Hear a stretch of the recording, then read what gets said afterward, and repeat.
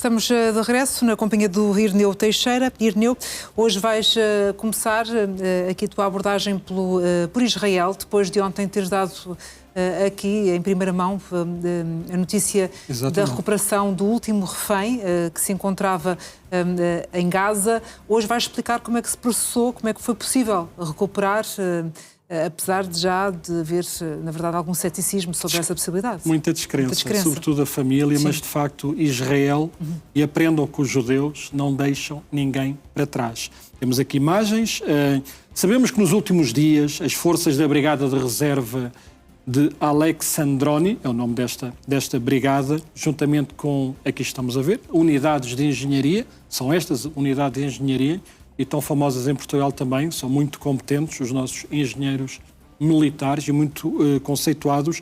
O rabinato militar também está sempre presente. Fizeram aquilo que eles designaram uma grande operação. Aliás, ontem tinhas falado precisamente disso. Tinha sido dada início uma enorme operação de busca deste corpo. E esta busca tinha a sensibilidade ou a particularidade de ser efetuada para lá da linha amarela, portanto, para lá da zona que não é controlada por Israel. Israel tinha que entrar numa zona que lhe seria, por acordo, lhe seria negado, o acesso não seria negado. De qualquer forma, as informações que eles foram recolhendo ao longo deste período, de investigação, de conversas, de pressionar o Hamas e a Jihad Islâmica, consideraram que havia grande possibilidade de o corpo de Gvili estar, de facto, ou nos determinados túneis, que é isto que estavam ali a escavar, nos determinados túneis, ou próximo deste cemitério muçulmano que fica. Estamos a falar do norte da faixa de Gaza. E a situação, de facto, foi muito morosa. Foram levados, ontem eu tinha falado nisso, muitos técnicos forenses, muitos dentistas, peritos, para analisar ossadas e a questão dentária. E foi precisamente por aí.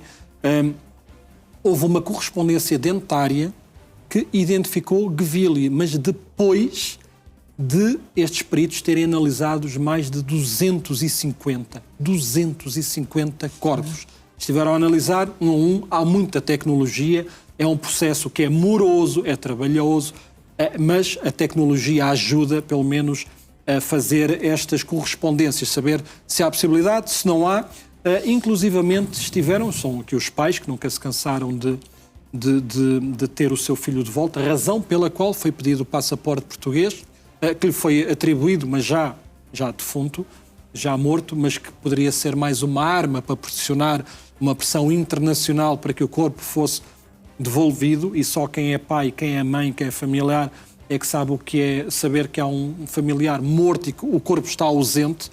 Será garantidamente muito difícil lidar com essa situação.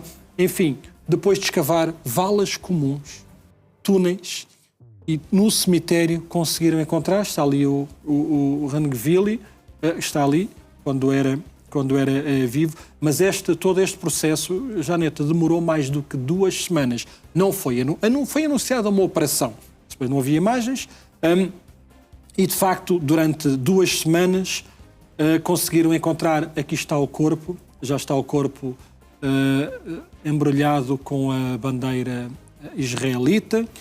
Passaram 843 dias até finalizar este processo, um processo doloroso garantidamente para toda a comunidade, e vamos ver a forma como, estamos a ver aqui o corpo embrulhado, provavelmente já num caixão, e ver como os militares, os soldados das forças democráticas, das forças de defesa, peço desculpa, as FDS são da Síria, forças de defesa israelitas, celebraram este momento solene. Vamos ouvir aqui, eu creio que eles estão a cantaram o Hativka e o Tikva. Tikva é o hino nacional. É o hino nacional, prestaram uma homenagem precisamente no local onde o corpo foi identificado. Não é encontrar, foi aqui que ele foi identificado, confirmado.